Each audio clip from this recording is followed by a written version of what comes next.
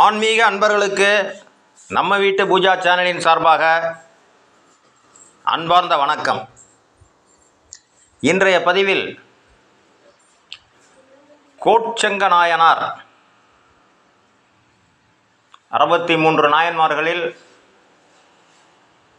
ஒருவராக கோட்செங்க நாயனாரை பற்றி இந்த பதிவில் விவரமாக பார்ப்போம். கைலாயத்தில்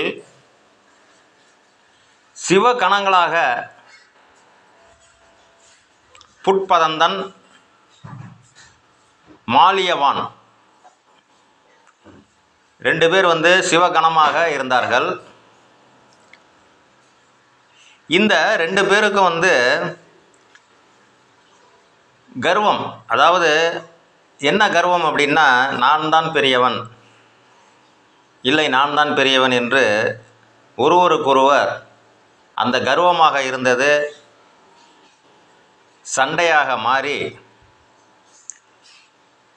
ஒருவருக்கொருவர் சாபம் இட்டு கொண்டனர். அவர்களாகவே இந்த புட்பதந்தன் மாலியவானை சிலந்தியாக நீ பிறக்க வேண்டும் என்று ஒரு சாபத்தை இட்டு விடுகிறான். அதற்கு இணையாக இந்த மாலியவான் என்ன செய்கிறான், புட்பதந்தனை யானையாக நீ பூலோகத்தில் பிறவெடுக்க வேண்டும் என்று இருவரும் சபித்து கொண்டு ஒருவருக்கொருவர் சாபத்தை பெற்று விடுகிறார்கள். அதே போல அந்த சாபம் நிறைவேறி இருவரும் பூலோகத்தில் மாலியவான் சிலந்தியாகவும் புட்பதந்தன் யானையாகவும் காவேரி நதிக்கரையில் திருச்சி மாநகரத்தில் திரு ஆனைக்கா என்ற ஒரு அடர்ந்த காட்டினில் இருவரும் தனது பிறப்பை எடுக்கிறார்கள். சோழநாடு காவேரி நதியோரம்,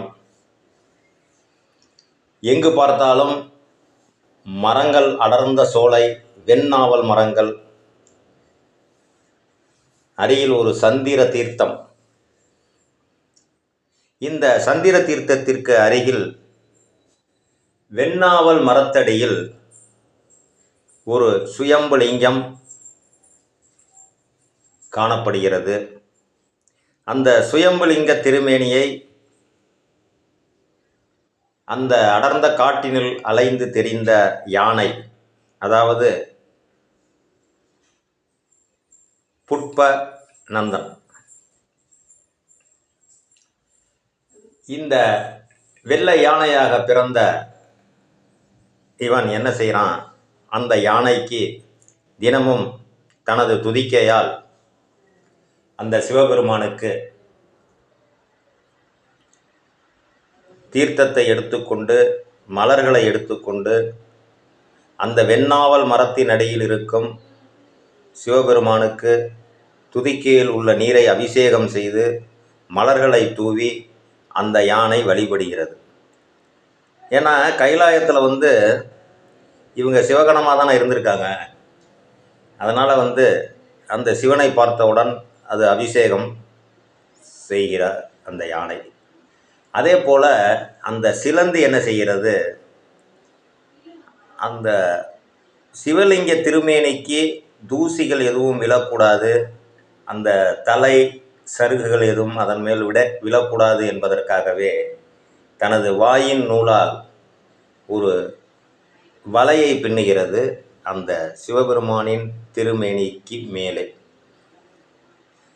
அப்போ இது தினமும் நடந்து கொண்டிருக்கும் பொழுது அந்த வெள்ளை யானை இது என்ன ஒரே அசிங்கமாக இருக்கிறது என்று அந்த சிலந்தியின் வலையை தனது துதிக்கையால் அழித்துவிட்டு நீரால் அபிஷேகம் செய்து புஷ்பங்களை சாத்தி வழிபட்டு சென்றுவிடும். அதன் பிறகு பார்க்கும் அந்த சிலந்தி நாம் கட்டியிருந்த அந்த வலையை யாரோ தகர்த்து எறிந்திருக்கிறார்கள் என்று மீண்டும் வலையை கட்டும். இவ்வாறாக சில நாட்கள் இந்த சம்பவங்கள் தொடர்கிறது. அப்படி இருக்கும் பொழுது இந்த சிலந்தி என்ன பண்ணுது, இன்று இது யார் என்று பார்த்து விட வேண்டும் என்று மரத்தினடியில் ஒளிந்திருந்து பார்க்கும் பொழுது யானை வழக்கம் போல வந்து அந்த சிலந்தி வலையை கலைத்துவிட்டு நீரால் அபிஷேகம், புஷ்பங்களால் அபிஷேகம் செய்துவிட்டு செல்கிறது. அப்படி அந்த செயல் நடந்து கொண்டிருக்கும் பொழுது சிலந்தி என்ன செய்கிறது என்றால், யானையின் துதிக்கையில் சிலந்தி புகுந்து விடுகிறது. யானையை கொல்ல வேண்டும் என்ற எண்ணத்தோடு புகுந்து யானையை கொல்ல முயற்சி செய்கிறது. அப்பொழுது யானை வந்து தடுமாறி தனது தும்பிக்கையை தரையில் அடிக்கிறது. அந்த சிலந்தி நுழைந்த வேகத்தில் யானையும் அந்த தரையில் அடித்த துதிக்கையை அடித்த வேகத்தில் சிலந்தியும் இரண்டுமே இறந்து விடுகிறது. இதை வந்து இறைவன் பார்த்து கொண்டிருக்கிறார். உடனே அவர் என்ன செய்கிறாரு, யானைக்கு மட்டும் மோட்சத்தை தர்றாரு. இந்த இடத்துல கவனிங்க, யானையை கொல்ல நினைத்தது சிலந்தி. அதனால் அந்த சிலந்திக்கு மறுபிறவி என்று ஒன்றை மறுபிறவியை உண்டாக்கி அந்த யானைக்கு மட்டும் மோட்சத்தை கொடுத்து விடுகிறார். இந்த சிலந்திக்கு வந்து மீண்டும் ஒரு பிறவி எடுக்க வேண்டும் என்ற ஒரு நிபந்தனை. சோழ மன்னன் சுபதேவன் துணைவியார் கமலவதி, இவங்க 2 பேருக்கும் குழந்தை பாக்கியம் கிடையாது. அதனால் இவர்கள் ஈசனை, இறைவனை மன்றாடி கேட்டுக்கொண்டிருக்கிறார்கள். இவர்களின் வேண்டுகோளுக்கு இணங்க இறைவன் வந்து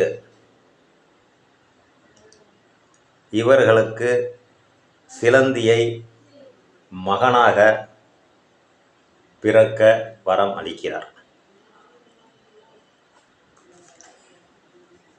இப்போ வந்து நாளொரு மீனி பொழுதொரு வண்ணமாக அந்த குழந்தை கருவுற்று நன்கு வளர்ந்து பிறக்க சமயத்தில் ஜோதிடர்கள் வந்து என்ன சொல்கிறாங்க, இன்னும் ஒரு நாளிகை கடந்து அந்த குழந்தை பிறந்தால் உலகையும் 3 உலகங்களையும் அரசாளும் பாக்கியம் உண்டு என்று ஜோதிடர்கள் கணிப்பு. உடனே இதை கேட்ட கமலவதி அரசி என்ன பண்ணுறாங்க, தன்னை தலைகீழாக கட்டி தொங்க விடுங்கள், அந்த ஒரு நாளிகை கழித்து நான் குழந்தையை பெற்றுக்கொள்கிறேன் என்று ஆணையிடுகிறார். அதன் போல அவரது ஆணைக்கு இணங்க அந்த கமலவதி அரசியை தலைகீழாக கட்டி அந்த ஒரு நாளிகை தொங்க விடுகிறார்கள். பிறகு அந்த நேரம் வந்தவுடன் அழகான ஒரு ஆண் மகனை கமலவதி பெற்று எடுத்து குழந்தையை பார்த்து என் கோட்செங்கண்ணா என்று கூறிய அதே நிமிடத்தில் தனது உயிரையும் நீத்து விடுகிறார். அவர்தான் கோட்செங்க சோழன், கோட்செங்க நாயனார். இப்போ இவர் வந்து அரச குலத்தில் பிறந்து தனது அப்பாவிற்கு பிறகு அவரும் அரசனாகி பல கோவில்களை கட்டுகிறார். சிவாலயங்களை கட்டுகிறார். திருவானைக்கோவில் வந்து பார்க்கும் பொழுது அதே நாவல் மரத்தடியில் அந்த சுயம்புலிங்கம் இருக்கிறது. அங்கும் ஒரு கோயிலை கட்டுகிறார். சுமாராக இவர் கட்டிய கோயில்கள் எல்லாம் ஒரு 70க்கும் மேற்பட்ட 80க்கு உள்ள 70 to 80க்குள்ள கோயில்கள் வந்து பல இடங்களில் கட்டியிருக்கார். எல்லாமே ஒரே மாதிரியாக இருக்கும். என்ன அப்படின்னு கேட்டிங்கன்னா, எல்லா கோயில்லையும் யானைகள் நுழைய முடியாதபடி அந்த உள் நுழைவாயில வந்து ரொம்ப குறுக்கி அதுக்குள்ளே சிவபெருமான் இருக்கிற மாதிரி இவர் கட்டியிருப்பார்.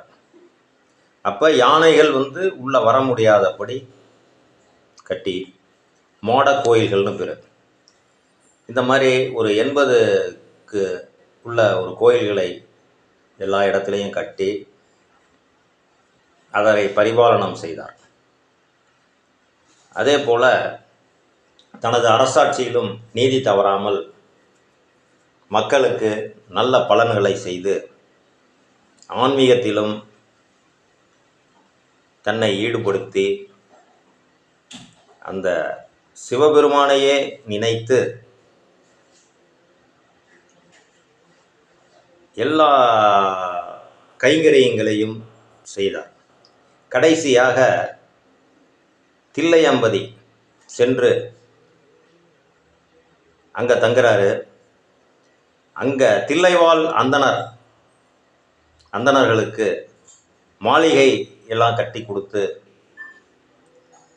அந்த தில்லையம்பதி கோயிலுக்கு பல நிலங்களை தானமாக கொடுத்து அனைத்து பூஜைகளையும் நடப்பதற்கும் ஏற்பாடுகள் செய்து கடைசியாக இறைவனின் திருவடியை சென்று அடைகிறார். அப்போ தான் இறைவன் வந்து இவரை ஆட்கொண்டு கோட்சங்க நாயனார் அப்படின்ட்டு ஒரு பதவியை கொடுத்து தன்னிடம் ஐக்கியமாக்கிக் கொள்கிறார் சிவபெருமான்.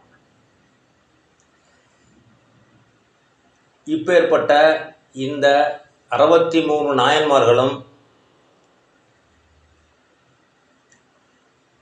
தன்னெறி தவறாது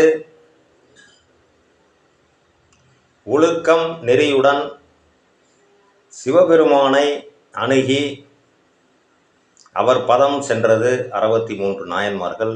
அதில் ஒருவர் கோட்சங்க நாயனாரை பற்றி இன்று பார்த்தோம். இதில் வந்து சுந்தரமூர்த்தி நாயனார் வந்து இவரை புகழ்ந்து பாடுகிறார். தென்னவனாய் உலகாண்ட செங்கனார்க்கு அடியேன் அப்படின்ட்டு திருத்தொண்ட தொகையில் சுந்தரமூர்த்தி நாயனார் பாடியுள்ளார். மாசி மாதத்தில் சதய நட்சத்திரத்தில் இவருடைய குரு பூஜை நாளாக சீரும் சிறப்புமாக கொண்டாடப்படுகிறது. இவர் அவதரித்த தலம் வந்து திரு ஆனைக்கா, திருச்சி மாவட்டம். இந்த திரு ஆனைக்காவில் இந்த மாசி மாதம் சதய நட்சத்திரத்தில் இவரது குரு பூஜை வெகு விமர்சையாக நடைபெறும். அதுபோல இவர்கள் கட்டிய மாட கோயில்கள் அனைத்திலும் சீரும் சிறப்புமாக நடைபெறுவதுடன் எல்லா சிவாலயங்களிலும் இந்த மாசி மாத சதய நட்சத்திரத்தில் இவரது குரு பூஜை சீரும் சிறப்புமாக நடைபெற்று வருகிறது.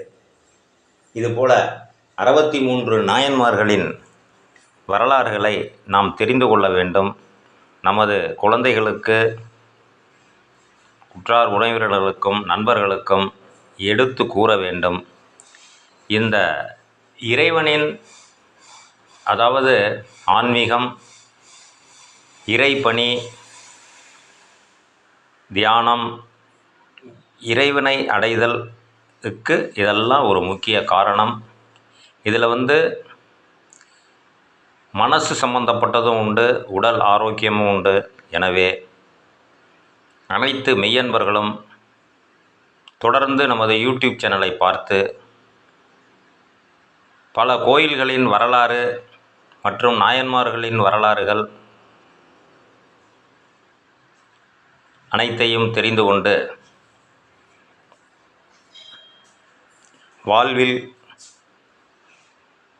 இறைவனின் திருவடியை நாம் பற்றிக்கொள்ள வேண்டும் என்று கூறிக்கொண்டு எல்லோரும் நலமாக வாழ வேண்டும் என்று அந்த சிவபெருமானை வேண்டி உங்களிடமிருந்து விடைபெறுவது திருச்சி துடையூர் என் மாணிக்கவேலு. நன்றி, வணக்கம்.